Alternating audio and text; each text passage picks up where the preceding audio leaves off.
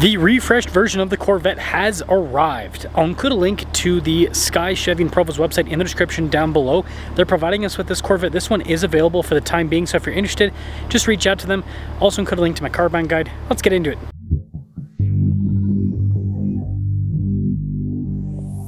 We're going to start things off with the key fob. You can see the Corvette logo there on the back. On the front face, we have our lock and unlock remote start, the opening for the frunk, and then the opening for the cargo area / also to access the engine. Now, when it comes to the front storage space, it's not massive, but again, this is like a supercar type deal, and so having front storage space in general is just a positive. If I remember right, this should be soft close. Yep, just click it a little bit. We're getting real close to 500,000 subscribers. I'd really appreciate it if you'd help me get there before the end of the year. Really sharp body lines there on the hood, and then look at the daytime running lights on this too. You had the lighting in with the venting down below and the blacked out trim, and this thing looks aggressive. Overall, the new Corvette, when it comes to style, it's got it. Tire wheel setup is 245 by 35 by 19 in the front, and then 305 by 30 by 20 in the rear. Forged wheels on this particular one, and then with the Z51 package, you do get some upgraded brakes. You got the nice red calipers. And look at the side of this. You can see the body lines pop out quite a bit. I love the venting there on the side too. And then the two-tone appearance with the blacked out roof also adds quite a bit of pizzazz to this Corvette. Now this leads us into the cargo area, which again, not massive, but for a supercar type deal, it's very practical. And just like the front, it should be soft close. Yep, it is. Now, under the hood is a 6.2 liter V8 that goes through an 8-speed dual clutch, fuel economy 16 around town, 25 on the highway, with power outputs being 495 horsepower and then 470 pound-feet of torque. We still have the cool turn signal indicator sequential situation with the taillights here in the back, and then the squared off exhaust tips, and I'll give you guys a little bit of a rumble.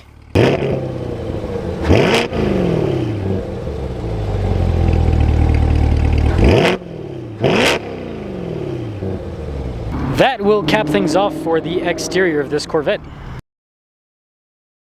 This week's giveaway is all about muscle and luxury with two Cadillac V cars. The first of which is a CT5V Blackwing, and the second is an Escalade V. Both these have supercharged V8s producing nearly 700 horsepower each. They also have tons of luxury and modern technology to match. Not only can you win both of these cars, but part of the giveaway is also $73,000 in cash to help pay for the taxes, and your donations go to help children's and veterans charities.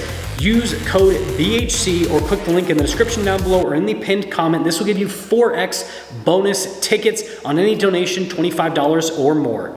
Let's now check out the interior. Blind spot monitoring with the mirrors, and then below that we've got the function to fold the mirrors in. You also have the window controls, they're automatic, and then you do have the buttons for the top two. And then of course nice red stitching with some red leather trim, and then you got the black leather trim. That contrast continues on the seats. This one has the carbon fiber seats. You got some carbon throughout, and they're still power adjustable with lumbar support. And then you get a nice finish on the pedals too. Still got the cool squared off steering wheel with the marker there at the top, paddle shifters here on the back for the 8-speed, and then a bunch of practical controls on the front face, including your heated steering wheel button, voice command controls, volume controls. You got your cruise control, your Z mode there on the side as well. Now, sorry about the glare, but to the left of the steering wheel, you have this new little screen where you can change, well, the heads-up display, for example, to look like different versions, which is kind of cool. But it kind of adds to the cockpit feel of this overall, because you can change the information that is displayed here on the side, and it's obviously only available to the driver. You still get the main digital cluster there, which will change to the drive modes. Like if I press the Z mode button, for example, it completely changes the whole cluster setup. And then with the infotainment system, you still get the nice camera system, so we still have the different views, which is great with a car that is, well, expensive and fancy and also low to the ground. Now, as for the rest of the screen, it is quick to respond. It has Apple CarPlay and Android Auto. You still have the performance data recorder, but you'll note that features like the heated and cooled seats and the climate controls have now been put into the screen. There are some physical buttons here for the climate below, but just like other new GM products, everything, well, not everything, but most things have been put into the screen now. That was enough screen time for you. Heads-up display and a camera rear view mirror too. Now they've completely redesigned this whole center stack here, so you don't have the controls or anything anymore. You still have the same transmission select setup, the manual mode, and then in here you can see for the camera shortcut button, and then this is to pull up the drive modes to switch between them. And then you've got the front end lift, that little button there, and then some cup holders, of course. Center console, which There we go. Got some USB ports. And there is a phone charging pad here in the back, and then you can see here Stingray, which is nice. And then again, this is the convertible, but you still have a very nice headliner. They've gone upscale with this.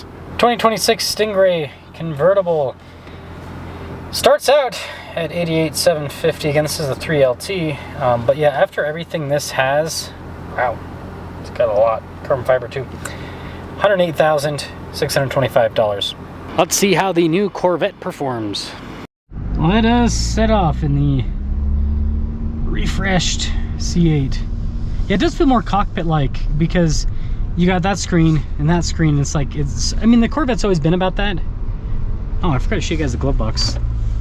There, it's got a glove box. The passenger area is still kind of its own little thing. I mean, the passenger gets memory seats, and you got the comfortable seats at that. I mean, these are sports car seats, so they're gonna be a bit firmer, but yeah, the passenger is definitely kind of in their own little area. It makes the Corvette actually feel like, you remember those motorcycles where you have the cycle and then you'd have the, I can't remember what it's called, but the little side-by-side thing on the, you know what I'm talking about, on the motorcycle? That's what the Corvette kind of feels like. You got the main motorcycle and then you got the little scooter thing on the side attached to it. One of you guys will know the name of that. One of you will know the name of that. I know it. Got a lot of smart people that watch these videos. And I ain't one of them. The guy that makes them isn't the smart one. So, front end lift. Let's see how fast that is. That's quick. That's pretty darn quick if you ask me. So, nice feature. And by the way, I do have the rear window opened so that you guys can hear what's going on there. Yeah, that gives it quite a bit of clearance. Let's see the lowering speed now. It's quiet when it lowers. You hear the little pump when it raises, but when it lowers, it just kind of silently goes down. You could daily drive this, 100%. I mean, if I actually close that window, I mean, it doesn't have, that's one thing they aren't doing with the Corvette still, is double pane glass. I'm sure that would be a pain in the butt to deal with a window that goes up and down, but it's pretty insulated. Yeah, having that window open is nice. It's kind of like a pickup truck where you have the rear window open. Yeah, super controllable. Like, the suspension's comfortable. Of course, it just stays right in line. Go around corners flat, pretty much. Yeah, this is a cool setup.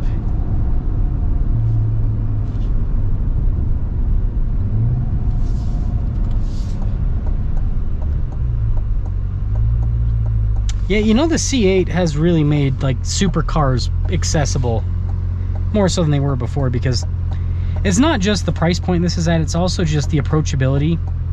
This is not intimidating to drive. And you got a front end lift, so you don't have to worry about clearance. You got the camera system, so that helps out with parking.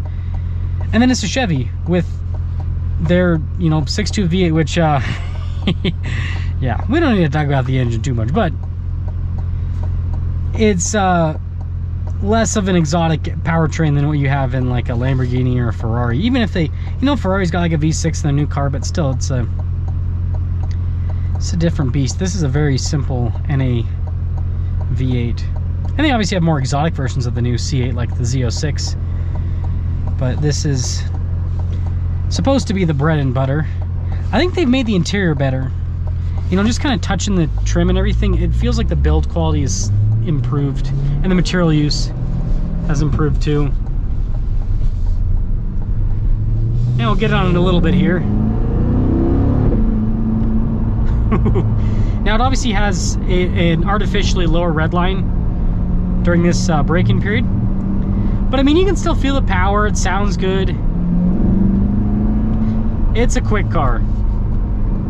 It is a very quick car.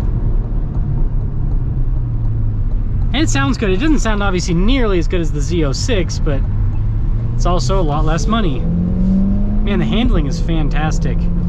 It's just flat.